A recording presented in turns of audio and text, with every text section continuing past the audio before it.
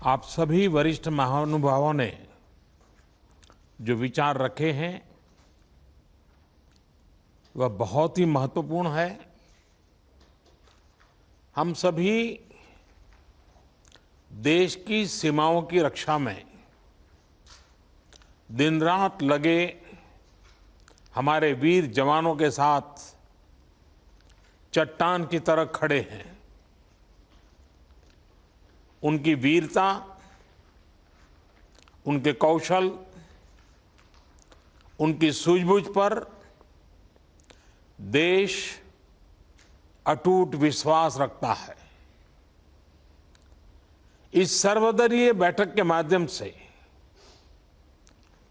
मैं शहीदों के परिवारों को भी ये विश्वास दिलाता हूं कि पूरा देश उनके साथ है, पूरा देश उन्हें नमन करता है। साथियों, पूर्वी लद्दाख में जो हुआ उसको लेकर आपने रक्षा मंत्री जी और विदेश मंत्री जी को सुना भी और प्रेजेंटेशन को भी देखा। न वहां कोई हमारी सीमा में घुस आया है, न ही कोई घुसा हुआ है, न ही हमारी कोई पोस्ट किसी दूसरे के कब्जे में है। लद्दाख में हमारे 20 जाबाज शहीद हुए, लेकिन जिन्होंने भारत माता की तरफ आंख उठाकर देखा था, उन्हें वो सबक सिखा कर गए हैं। उनका ये शौर्य, ये बलिदान हमेशा हर भारतीय के मन में अमिट रहेगा। साथियों, निश्चित तौर पर चीन द्वारा एलएसी पर जो किया गया है उससे पूरा देश आहत है, आक्रोशित है।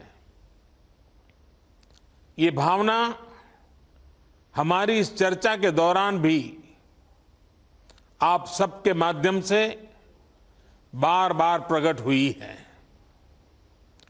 मैं आपको भी आश्वस्त कर रहा हूं कि हमारी सेना देश की रक्षा के लिए कोई कसर नहीं छोड़ रही है।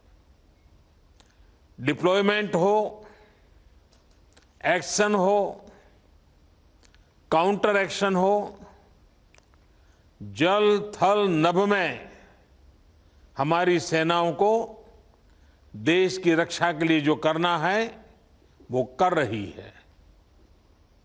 आज हमारे पास ये कैपेबिलिटी है कि कोई भी हमारी एक इंच जमीन की तरफ आंख उठाकर भी नहीं देख सकता। आज भारत की सेनाएं हर सेक्टर में एक साथ मूव करने में पूरी तरह सक्षम है।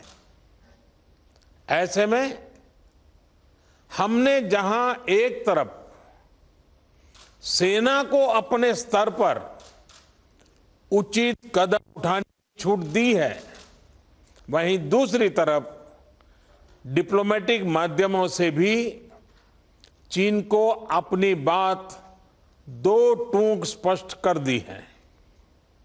भारत पीस और फ्रेंडशिप चाहता है, लेकिन अपनी सॉवरेनिटी की रक्षा हमारे लिए सर्वोपरि है और आप सबने भी इसी भाव को प्रकट किया है। साथियों, बीते 5 वर्षों में देश ने अपनी सीमाओं को सुरक्षित करने के लिए बॉर्डर एरिया में इंफ्रास्ट्रक्चर डेवलपमेंट को प्राथमिकता दी है। हमारी सेनाओं की दूसरी आवश्यकताओं जैसे फाइटर प्लेन्स, आधुनिक हेलीकॉप्टर, मिसाइल डिफेंस सिस्टम आदि पर भी हमने बहुत बल दिया है। नए बने हुए इंफ्रास्ट्रक्चर की वजह से खासकर एलएसी में अब हमारी पेट्रोलिंग की कैपेसिटी भी बढ़ गई है।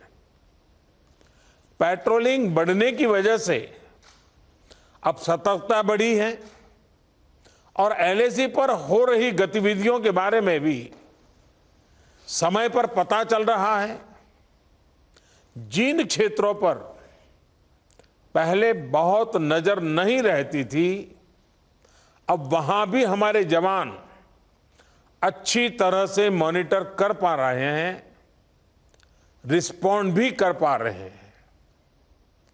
अब तक जिनको कोई पूछता नहीं था, कोई रोकता टोकता नहीं था, अब हमारे जवान डगर डगर पर उन्हें रोकते हैं, उन्हें टोकते हैं।